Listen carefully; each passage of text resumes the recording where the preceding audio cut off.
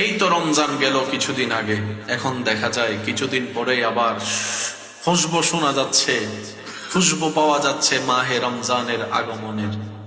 রহমত, বরকত, মাগফিরাত, নাজাতের মাস মাহে রমাদান। কথা বলেন ঠিক কিনা? এক একটা বছর কেমন করে যেন পার হয়ে যাচ্ছে। হয়তো আপনারা নিজেরাও খেয়াল করলে দেখবেন বছর চলে যাচ্ছে মাসের মতো, মাস বিদায় নিচ্ছে সপ্তাহের মতো করে, সপ্তাহ চলে যাচ্ছে দিনের মতো, দিন চলে যাচ্ছে ঘন্টার মতো, ঘন্টা পার হয়ে যাচ্ছে মিনিটের মতো করে। তো যে সেকেন্ড হায়াত আপনার আমার নামে রব বরাদ্দ করেছেন, একটা সেকেন্ড বেশি তো নিঃশ্বাস নেওয়া যাবে না, যাবে না। কুল্লু নাফসিন যায়িকাতুল মউতের ফরমান তো সবার জন্যই জারি হয়েছে।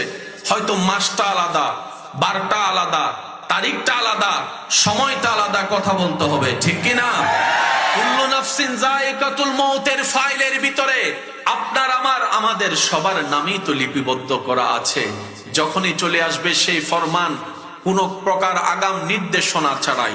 অনেক সময় দেখবেন অসুস্থ ব্যক্তি যাকে সবাই মৃত্যু বরণ করবে বলে ধারণা করে, এমন অনেক মানুষ এখনো নিঃশ্বাস নিচ্ছে।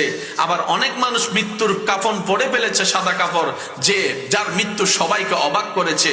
কালকে দেখলাম সুস্থ কথা বলছে, আজকে সে মৃত্যু বরণ করেছে। অবাক হয়ে মানুষ মৃত্যুর নিউজটাকে গ্রহণ করছে।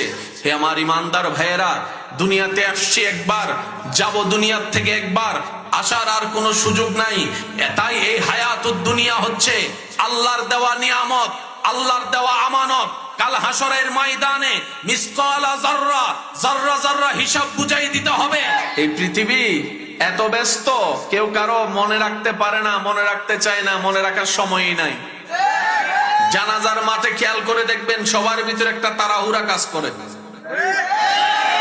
আর একটু জোরে বলেন না। যে মারা গিয়েছে তার পরিবার চাই আর 2টা মিনিট রাখি আমার বাবাকে, আমার মাটাকে আর 2টা মিনিট রাখি আমার পাশে। কিন্তু সবাই চিল্লাম দিয়ে বলে সময় নাই, সময় নাই, তাড়া করো, আমাকে যেতে হবে আমার ব্যবসার কাজে, আমাকে যেতে হবে দূর ঢাকার দিকে, আমাকে যেতে হবে দোকান ফেলে এসেছি, এত সময় দিতে পারবো? এটার নাম দুনিয়া।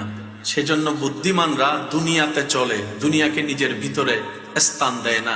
কারণ তারা জানে দুনিয়াকে যারা অন্তরে স্থান দেয়, দুনিয়া তাদেরকে লাথি মারে, লাথি মেরে বের করে দেয়। আর যারা এই হৃদয় গড়ে দুনিয়ার স্রষ্টাকে রাখে, দুনিয়া তাকে সম্মান করে, মায়া করে, মহব্বত করে। সুবহানাল্লাহ।